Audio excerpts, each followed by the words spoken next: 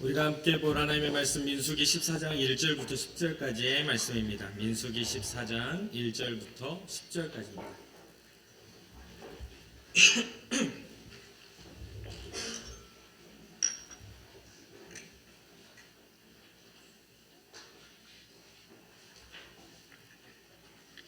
민수기 14장 1절부터 10절 한 절 한 절 교독하고 마지막 절은 함께 읽겠습니다.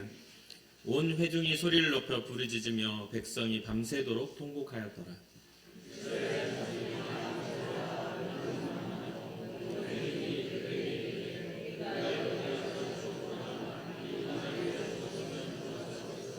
어찌하여 여호와가 우리를 그 땅으로 인도하여 칼에 쓰러지게 하려 하는가?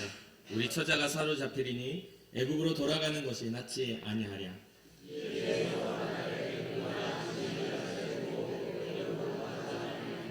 모세와 아론이 이스라엘 자손 온 회중 앞에서 엎드린지라.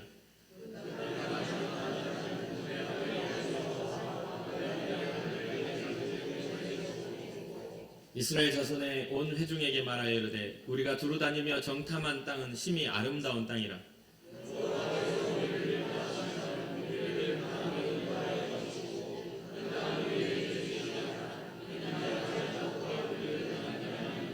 다만 여호와를 거역하지는 말라. 또 그 땅 백성을 두려워하지 말라. 그들은 우리의 먹이라. 그들의 보호자는 그들에게서 떠났고 여호와는 우리와 함께 하시느니라. 그들을 두려워하지 말라 하나 온 회중이 그들을 돌로 치려 하는데 그때 여호와의 영광이 회막에서 이스라엘 모든 자손에게 나타나시니라. 아멘. 민수기 13장과 14장에 기록된 이 사건을 우리는 가데스 바네아의 대반역이라고 이야기를 합니다. 가데스 바네아는 시나이 반도와 네게브 지방의 경계선에 위치한 최대 오아시스 지역입니다. 그리고 이곳은 이스라엘 백성이 가나안 땅을 진입하기 위해서 시내산에서 와서 머물렀던 가나안 최남단 지역입니다. 그리고 이곳은 아주 중요한 전략적인 요충지이기도 하죠. 민수기 13장과 14장은 시내산에서 약 11일을 이동하여 가데스 바네아에 도착한 이스라엘 백성이 하나님의 뜻과 상관없이 가나안 정탐을 요청하면서 12명의 선발된 정탐꾼들이 40일간의 정탐을 하고 돌아와 보고하고 그 내용과 함께 문제가 생긴 그런 부분입니다. 어찌면 출애굽 사건의 어떤 분기점과 같은 일이죠. 왜요? 출애굽을 하고 대광야 40년의 시간이 시작되는 그 사건을 제공한 그런 사건이기 때문입니다. 바란 광야에 있는 가데스 바네아에 도착한 이스라엘 백성에게 모세는 신명기 1장 21절 보면 이렇게 선언합니다. 너희 하나님 여호와께서 이 땅을 너희 앞에 두셨은즉 너희 조상의 하나님 여호와께서 너희에게 이루신 대로 올라가서 차지하라. 두려워하지 말라. 주저하지 말라 한즉 이라고 21절에 신명기 1장 21절에 이렇게 이야기하는데 이에 대해서 이스라엘 백성은 22절에 이렇게 말합니다. 너희가 다 내 앞으로 나와 말하기를 우리가 사람을 우리보다 먼저 보내어 우리를 위하여 그 땅을 정탐하고 어느 길로 올라가야 할 것과 어느 성읍으로 들어가야 할 것을 우리에게 알리게 하자라고 하면서 이 이스라엘의 요청 자체가 들어갈 길도 또 어느 쪽의 성읍을 통해 가는지 그게 어떻게 유리한지를 한번 알아보자 이렇게 이야기를 하죠. 별거 아닌 것 같은 그러한 내용입니다. 그런데 여기에는 뭐가 있냐면 이스라엘 백성이 이집트에서 탈출해 오는 과정 속에서 이스라엘 백성이 노력한 것은 거의 없습니다. 가라고 한 길을 따라 걸었고 홍해 앞에 있을 때 홍해를 가르신 하나님의 역사들을 경험하였고 또 시내산에서 하나님의 그 위대하심을 목격하였어요. 그런데 가나안 땅에 와서는 이들은 누구의 힘을 의지해요? 자기들의 판단, 자기들의 마음에 자기들이 옳게 여기는 길을 따라 또 성읍을 따라 그곳에 들어가겠다라는 그런 계획을 세운 것이죠. 하나님을 의지하기보다 자신들의 눈으로 그 모든 것을 확인하려고 합니다. 자기의 눈과 경험을 더 의지하는 그러한 마음이죠. 사랑하는 성도 여러분, 우리의 삶에서도 이러한 경우들이 많이 있지 않습니까? 어떤 우리가 하나님의 약속을 따라 걸어가는 신앙생활 속에서 우리는 우리의 마음에 맞는 우리의 계획에 합당한 그러한 것들이 하나님의 뜻인 것 마냥 생각할 때가 꽤 많습니다. 이러한 불신앙의 요청에도 하나님은 허락하십니다. 각 지파의 지휘관들을 보내라고 말씀을 하시죠. 그 이유는 이스라엘 백성의 지휘관들이라면 이스라엘 백성을 대표하여 검증할 수 있는 사람들이기 때문에 그 대표를 보내서 검증을 해요. 그래서 그들은 40일 동안 가나안을 정탐하고 돌아옵니다. 이게 바로 민수기 13장 25절에 기록돼요. 그리고 그들의 보고는 가나안 땅은 매우 기름지고 아름다운 땅이라는 말을 합니다. 그런데 여기까지는 너무 좋은데 그 보고 가운데 10명의 사람이 그곳에 사는 거주민은 강하고 성읍은 견고하고 힘이 크고 그들은 거인 족속인 아낙 자손을 보았다라고 합니다. 게다가 사방이 강대한 민족이 자리를 잡고 있어서 들어갈 수 없어 보인다라는 그런 불가능에 대한 이야기를 보고하죠. 이때에 갈렙이 모세 앞에 서서 백성을 조용하게 이야기하고 강경하게 갈렙이 이러한 말을 합니다. 우리가 곧 올라가서 그 땅을 취하자. 능히 우리가 이기리라. 그런 믿음의 선언을 합니다. 그런데 다른 지도자들은 그들은 우리보다 강하니 안 된다고 갈렙의 이야기를 묵살해버립니다. 그리고 정탐하고 돌아온 그 땅에 대해서 악평을 늘어놓기 시작해요. 그들의 악평, 10명의 지도자들의 악평은 어떤 결과를 가져오냐면 이스라엘 백성의 절망을 가져옵니다. 이스라엘 백성은 소리를 높여 부르짖으며 밤새 통곡을 합니다. 그게 바로 오늘 우리가 본문 읽은 14장 1절의 본문의 시작입니다. 그 부르짖는 소리의 내용이 무엇입니까? 모세와 아론에 대한 원망입니다. 그리고 또 이어서 어떤 것입니까? 바로 모세와 아론을 보내신 하나님에 대한 원망입니다. 1절부터 3절까지의 이야기죠. 제가 한번 다시 읽어드릴게요. 온 회중이 소리를 높여 부르짖으며 백성이 밤새도록 통곡하였더라. 이스라엘 자손이 다 모세와 아론을 원망하여 온 회중이 그들에게 이르되 우리가 애굽 땅에서 죽었거나 이 광야에서 죽었으면 좋았을 것을 어찌하여 여호와가 우리를 그 땅으로 인도하여 칼에 쓰러지게 하려 하는가? 우리 처자가 사로잡히리니 애굽으로 돌아가는 것이 낫지 아니하랴. 절망이 자리 잡은 이스라엘 백성들의 이야기를 좀 보십시오. 지금 이게 말이 되는 이야기입니까? 우리가 애굽 땅에서 죽었거나 이 광야에서 죽었으면 좋았을 것을. 이게 도대체 무슨 말입니까? 하나님이 우리를 이끌어다가 이들의 칼에 우리를 죽게 만들려고 우리를 이끌어 오셨다고. 아니 가만 놔둬도 죽을 백성을 하나님이 무슨 이유로 여심을 내가지고 모세를 보내서 그 이집트에서 탈출하게 하시냐 이 말이에요.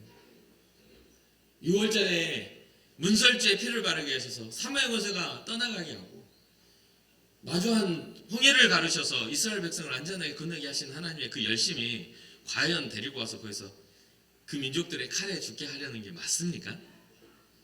마음이 불평과 원망과 절망이 자리 잡은 이스라엘 백성들은 그 입술에 목소리에 내용에 한계를 두지 않고 원망하고 있는 것을 보게 됩니다. 그러면서 더 나아가 정말 하지 말아야 할 이야기들을 계속 쏟아내죠. 4절입니다. 이에 서로 말하되 우리가 한 지휘관을 세우고 애굽으로 돌아가자. 한 지휘관을 세워서 애굽으로 돌아가자. 여러분 여기서는 우리는 영적인 교훈을 얻어야 합니다. 여러분은 이곳에 와서 어떠한 메시지를 원하시나요? 이곳에 와서 여러분 삶의 어려움을 극복할 만한 뭔가 방법을 원하시나요? 목사 앞에 강단에서 목사가 말씀을 선포할 때 기적적인 일들이 일어나서 내 삶의 문제가 해결되고 염려와 걱정이 사라지길 원하시나요? 원하세요? 우리 양장님 웃으시니까 원하시는 것 같아서 깜짝 놀라네.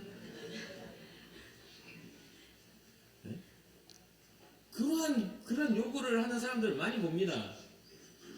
목회를 하다 보면 지금 현재 그 처한 상황에 대한 정확한 판단보다는 자기 처한 상황이 어떻게 해결될 수 있느냐에 대한 하나님에 대한 신앙보다는 어떤 방법을 찾아주고 내가 노력하지 않아도 뭔가 이렇게 기적적인 일들이 일어나기를 바라는 그런 것들을 요구하시는 분들을 많이 봅니다. 또 반대로 하나님에 대한 기대가 전혀 없고 그냥 습관적으로 교회에 나와서 예배하는 행위를 갖는 사람도 너무너무 많이 봅니다. 그리고 말하죠. 우리 교회가 부흥한다는 건 목사님이 능력이 없어서 그래. 많이 봤습니다. 그런데요, 목사는 능력 없어도 됩니다. 하나님이 능력이 있으셔야죠. 저 능력 없어도 돼요. 주의 말씀에 힘이 있고 능력이 있어 우리의 심령과 골수를 쪼개야만 진짜 변화가 일어나는 겁니다. 여러분들에게 좋은 지도자 세워가지고 애굽으로 돌아가자. 교회의 번영을 이루고 소원을 성취하고 잘 되는 것들을 보자. 좋은 지도자를 세워놓고 다시 죄인의 그런 상황으로 돌아가시겠습니까? 강단은 진리를 선포하는 곳이 되어야 합니다. 제 말씀은 말씀대로 능력이 있는 교회가 되어야 되는 거예요. 그러니까 여러분들의 인생에 있어서 하나님의 말씀이 여러분들의 삶을 바꾸는 능력이 되시기를 주님으로 축복합니다. 새로운 지도자를 세우고 애국으로 돌아가자. 이게 도대체 뭔 말입니까? 이러한 결정은 하나님이 보내신 모세와 아론을 지도자 자리에서 어떻게 하자? 내려오게 하겠다는 의지입니다. 사람이 바뀌어서 뭔가 잘 돼 보일 수도 있겠지. 다시 애굽의 화려함 속으로 들어갈 수는 있겠지.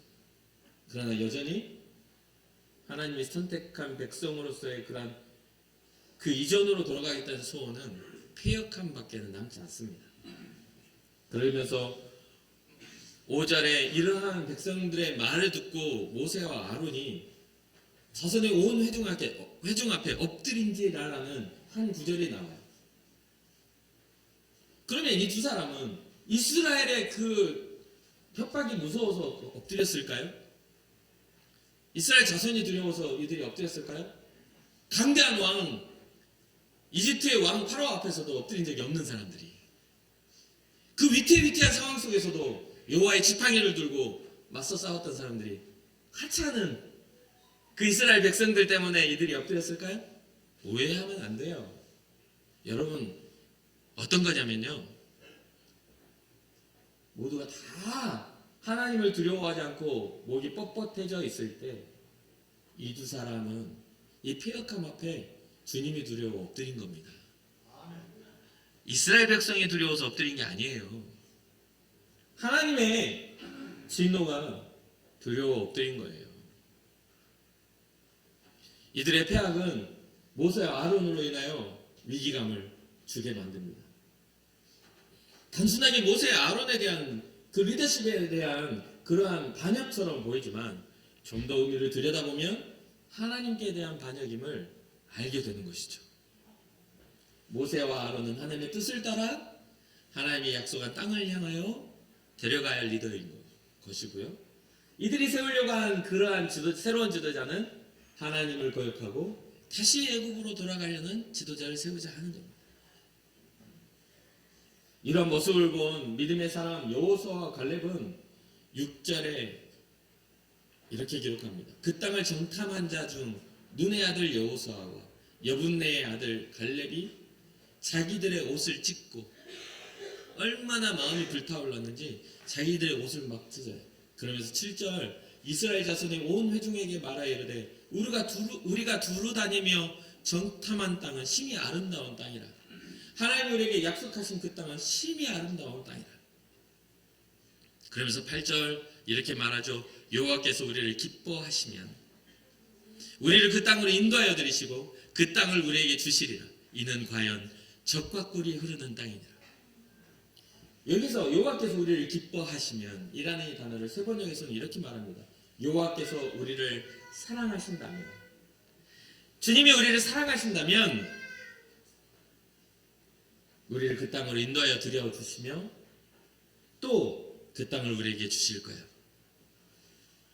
그 보여지는 거대한 안악조선과 같은 그런 민족과 거대한 성읍들은 하나님 우리와 함께 하시면 무너지고 말 것이다. 이게 바로 여호수아와 갈렙의 믿음입니다. 그러니까 눈에 보여지는 상황과 눈에 보여지는 현상 때문에 우리의 믿음이 꺾여서는 안 된다는 것이죠. 그리고 많은 사람이 동의했다고 그것이 옳은 길이 아니라는 거예요. 그러면서 이 여호수아와 갈렙이 이 9절에 하는 말을 우리는 꼭 기억하고 우리의 마음에 새겨야 합니다. 뭐냐면 다만 여호와를 거역하지 말라. 또 그 땅 백성을 두려워하지 말라. 그들은 우리의 먹이라. 그들의 보호자는 그들에게서 떠났고 여호와는 우리와 함께 하시느니라. 그들을 두려워하지 말라 라고 선언합니다. 여기를 쭉 한번 이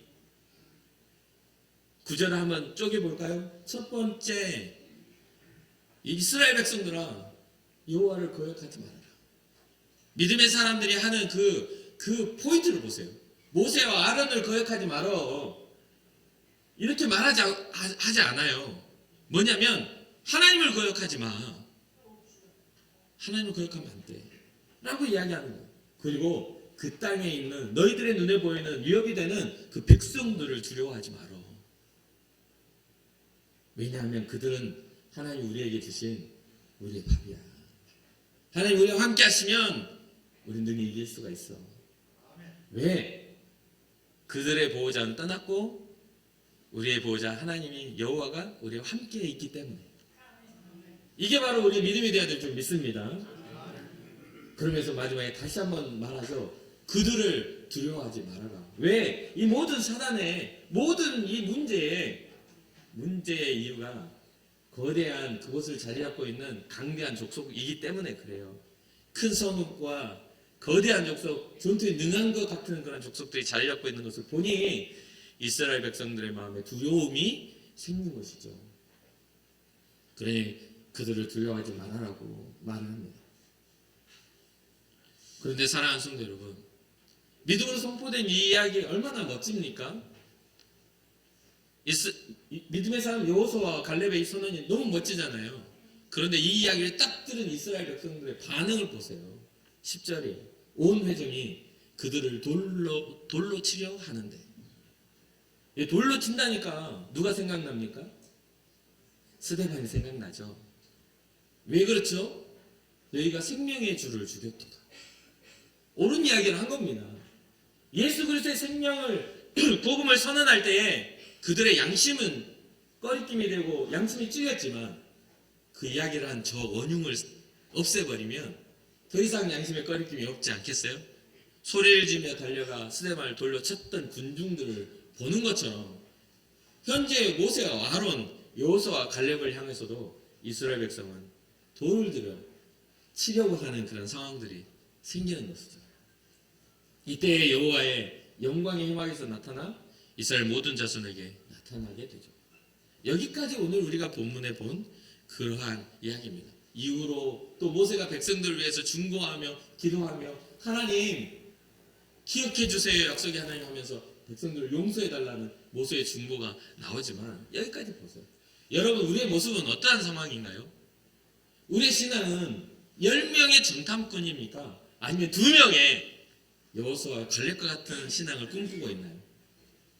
10명에 속한 정탐꾼과 이 두 사람의 차이는 무엇입니까?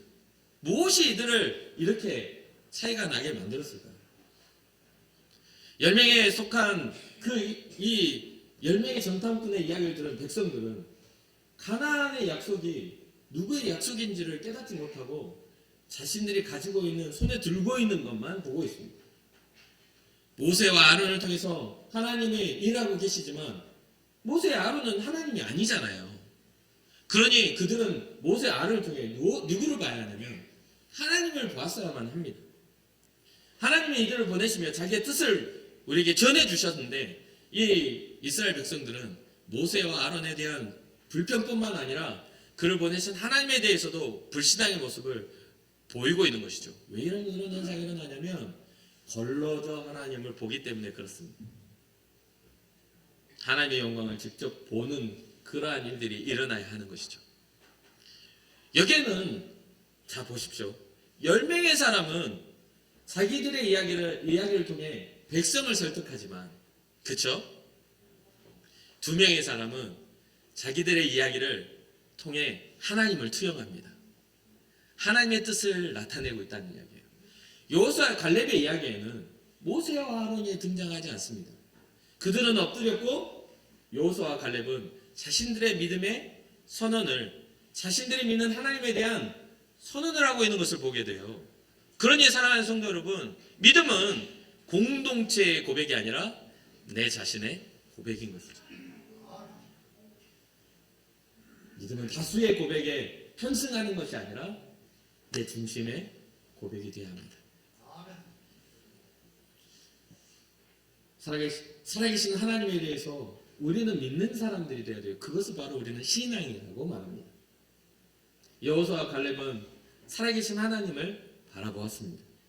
홍해를 가르시고 불기둥으로 구름기둥으로 보호하시고 마른 땅에서 물이 나게 하시고 하늘에서는 만나를 내리시는 하나님, 그 하나님을 신뢰했습니다. 2 사람의 전쟁은 하나님의 전쟁이었어요. 주님 우리와 함께 하시면 우리는 이긴다. 그렇게 그들은 네피림의 후손이라는, 거인 족속의 후손이라는 아낙 자손도, 가나안을 둘러싼 거대한 성벽도, 또 주변에 가나안 땅을 감싸고 있는 강한 민족들도 두렵지 않았습니다. 왜요? 믿음의 선언이 있지 않습니까?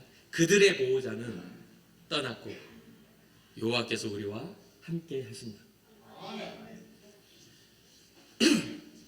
사랑하는 성도 여러분, 앞에 선 사람은 바라보는 것이 방향이 돼요. 리더가 바라보는 것이 방향이 됩니다.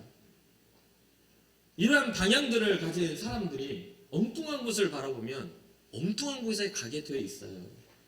엉뚱한 곳에 가게 되어 있어요.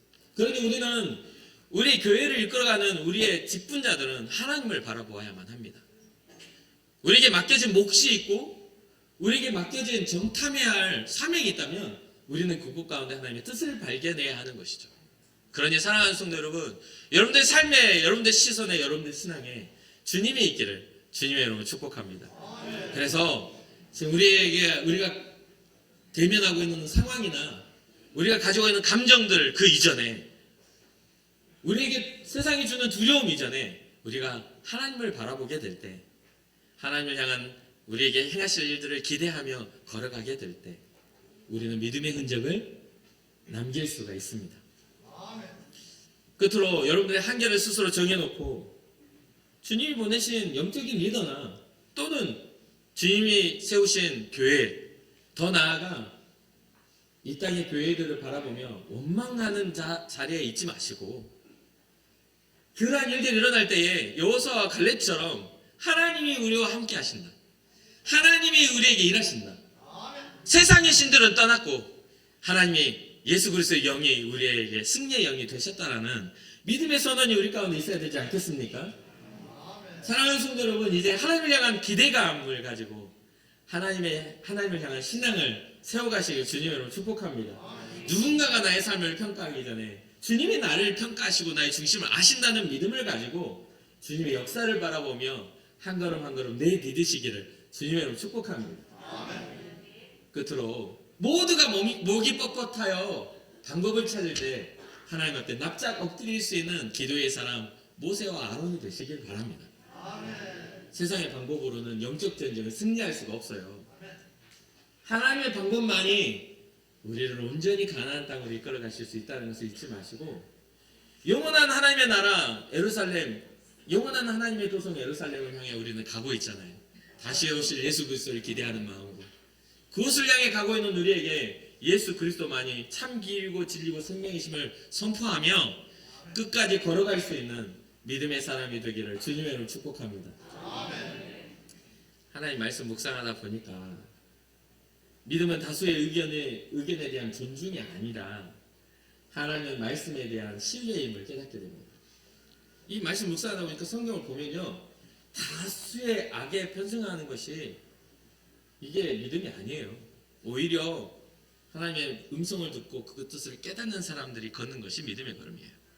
그러니 10명의 정탐꾼보다 2명의 여호수아와 갈렙의 꿈을 꾸는 것이 우리의 믿음의 여정 아니겠어요? 사랑하는 성도 여러분, 여러분들 삶에 주님이 말씀하시고 주님을 경외하는 그런 믿음이 자리 잡기를 주님의 이름으로 축복하고 기도하겠습니다.